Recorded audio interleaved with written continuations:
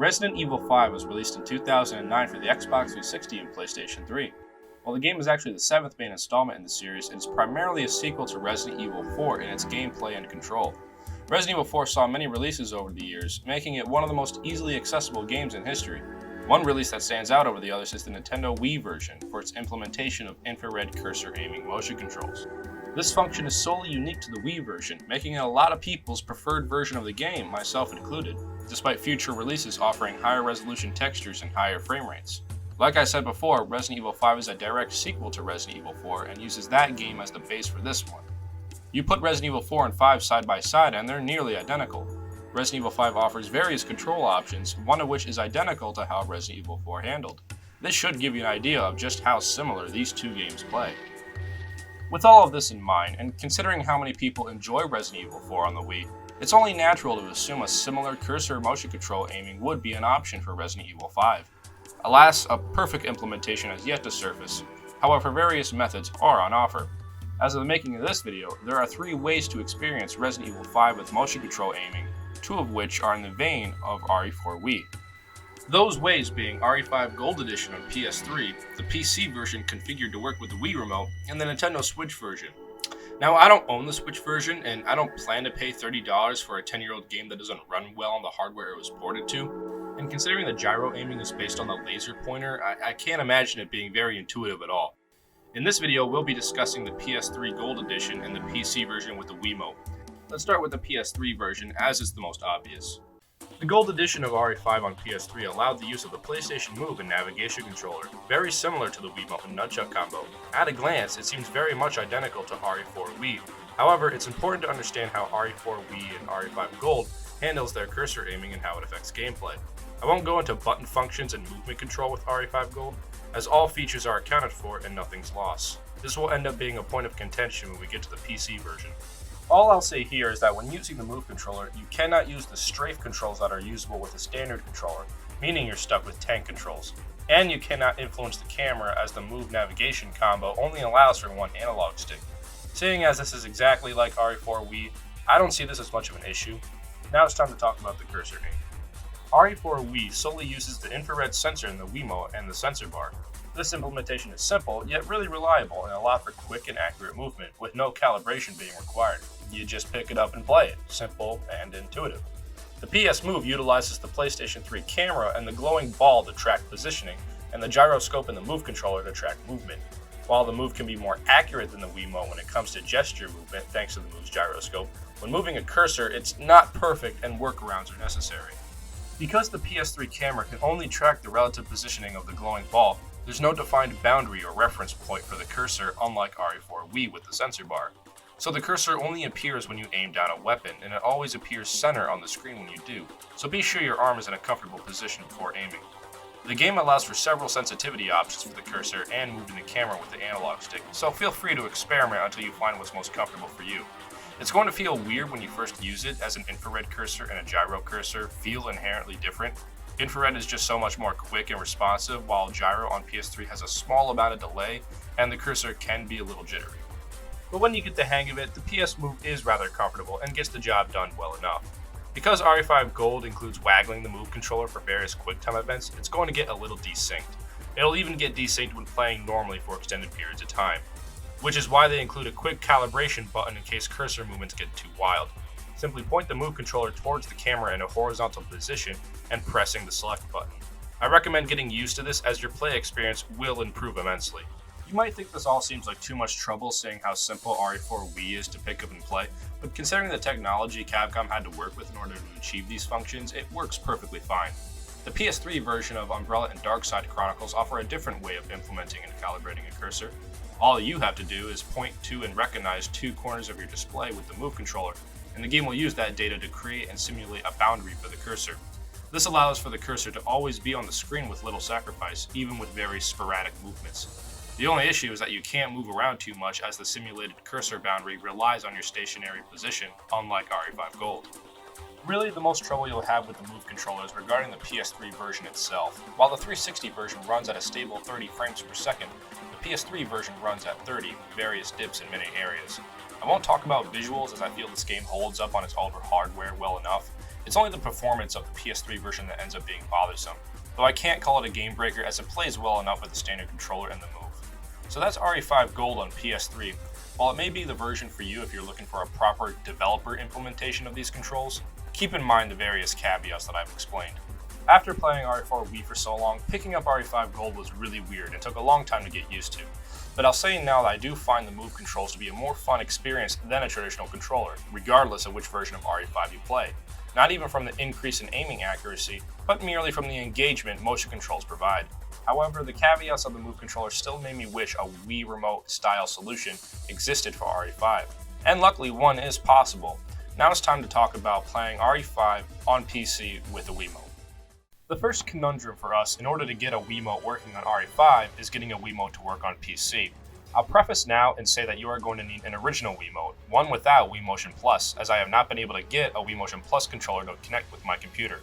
Yes, Dolphin syncs with Wii Motion Plus perfectly, however it only syncs with Dolphin and no other program, so it isn't going to help us in this scenario. So we're stuck with an original Wiimote.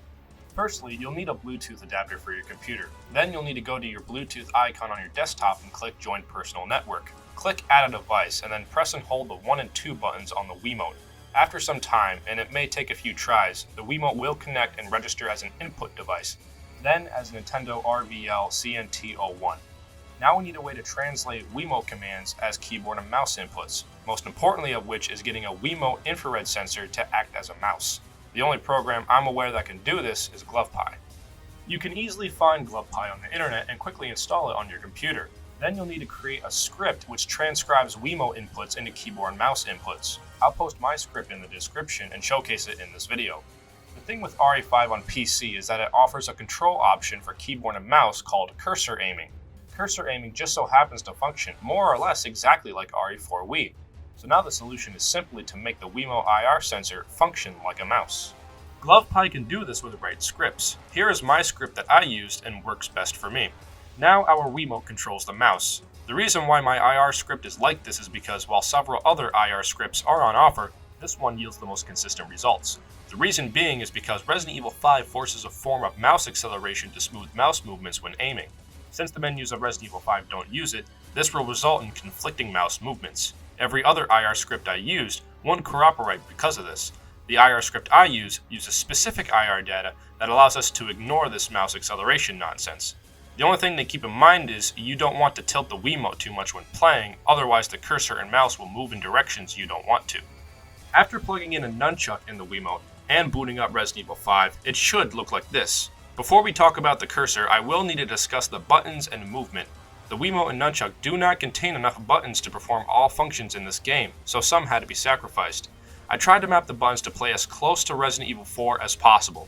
Your keyboard button settings should look like this, so it lines up with the script. One thing to mention now, the C button on the nunchuck is essentially the confirm command, and the home button is back or escape. This is merely the best setup I could come up with, so I apologize. Firstly, you'll not be able to locate your partner in the game, as I only had room on the Wiimote for that or the map, and I chose the map to be more important. You'll also not be able to command your partner with just one button in the analog stick, as I had to map the analog stick to both WASD and the arrow keys in order to control menus and your character with the stick. This conflicts to commanding your partner, so I mapped the attack command to a separate button as I feel that holds significance. Because of this as well, you won't be able to command your partner as much should you choose to play online. Inventory will be controlled exclusively with the mouse pointer. You can still select commands with the C button, though moving objects must be done with the Wiimote. This isn't so bad, however, and actually makes reloading via the inventory really quick. I wanted to keep the quick weapon select, so I mapped those to the D-pad, and reloading is now done with the Z button. Another thing that's missing is knifing by shaking the Wiimote. I know it can be done with the right script, but I never used the knife this way in Resident Evil 4, so I opt to leave it out. QuickTime events are quite frustrating as the A and D keys are used simultaneously, which is left and right on the analog stick. The F and V keys are also used simultaneously, which is A and plus on the Wiimote. This means you'll need to rotate the stick really quick and awkwardly press the A and plus buttons to register these QTEs successfully. All QTEs are functional, it's just not intuitive at all, and it's worse for in-game QTEs. QTEs that would normally involve rotating the stick are performed more or less the same. However, inputs are much slower, and so the animations will be. Movement control is also a little limited. As with Resident Evil 5 Gold, you can only move with tank controls, and you can't control the camera. A new limitation is that Resident Evil 5 actually included analog directional control, making character movement feel smoother than Resident Evil 4, though since we mapped the analog stick to WASD, we're stuck with digital movement. Again, since this is just like Resident Evil 4, it isn't much of an issue. It does make aiming a little less accurate, however, when moving the camera when aiming. Finally, you won't get any rumble functionality with this script. I know it's possible, but all the scripts I've looked at offer an elementary way of implementation, and to tell you the truth, I simply didn't care to do it. Okay, now it's time to dwell on how the cursor handles. Please make sure your script and the settings in Resident Evil 5 are as shown in this video, as this is what I found to be the most doable configuration. The cursor handles well enough, sensitivity seems fine enough, and responsive most of the time. Because of this rather obtuse and unorthodox configuration, the cursor will be naturally jittery and quite jank if I'm honest. Thanks to the mouse acceleration employed by Resident Evil 5, the boundary for the cursor in relation to how the sensor bar detects the Wiimote is not quite defined. My only solution was to dial in the in-game mouse sensitivity to 8, as that felt most close to an actual Wii. Still, despite this, the cursor will jitter and fly around the screen even with subtle movements. It doesn't have the micro delay the Move controller had, but with this awkward setup, I cannot say it's all that reliable. When aiming, there is this camera shake effect to balance out accuracy. This was never in RE4 Wii, but was in RE5 Gold, so I figure I still mention it. Of course, you get the advantage of playing on PC with maxed out resolutions and frame rates, but this cursor control just doesn't feel intuitive. I performed a near full playthrough with this game, and these cursor controls often caused frustration instead of fun. Once the cursor got a little too crazy, I had to waggle the Wii remote just to align everything again. It feels accurate enough for aiming, however, you're not going to be any more accurate or inaccurate with this compared to the Move controller, or even a standard controller. Sniper rifles are pretty much useless since Resident Evil 4 Wii and Resident Evil 5 Gold still controlled them with the analog stick. Here, however, we have to aim with the Wiimote, which doesn't feel good to play, and you can't zoom when using a rifle either. Portions of the game when you use a turret-like weapon will also control this way, making Chapter 2-3 a bit of a pain in the ass. There's an initial high to be had in finally getting Resident Evil 5 to play with the Wiimote, but all that dies down as quickly as reality sets in. Simply put, Resident Evil 5 wasn't designed for the Wiimote, and no configuration can be perfectly implemented without sacrifices. It's definitely fun to tinker with, and if there's one thing I hope to do is inspire someone much smarter than me to share their research and discoveries. Maybe a perfect Resident Evil 5 Wii is indeed possible with the current configurations available. All of this is based on my own experience and findings, however.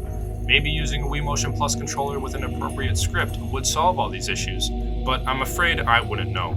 All I have to say about Resident Evil 5 on PC with the Wiimote is that it's a neat novelty to get working at most, and a disappointing mound of frustration at worst.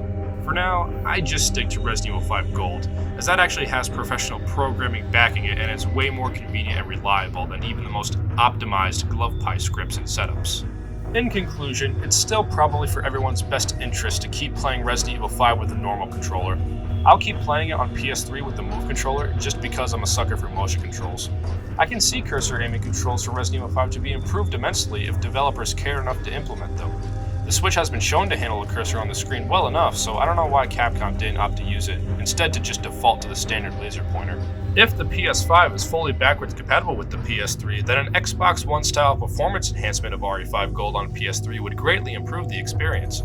Or maybe just implementing the Move controller to the PS4 or inevitable PS5 version, as the PS4 still uses the Move controller and the much better camera of the PS4 would smooth the motion controls greatly. It's a shame because there are things I enjoy more in Resident Evil 5 than Resident Evil 4, and having a Wiimote style control scheme would make replaying Resident Evil 5 just as fun, if not more fun for me than Resident Evil 4. The PS Move controller is a fine enough substitute, but until a perfect solution surfaces, I'll have to stick to Resident Evil 4 on the Wii.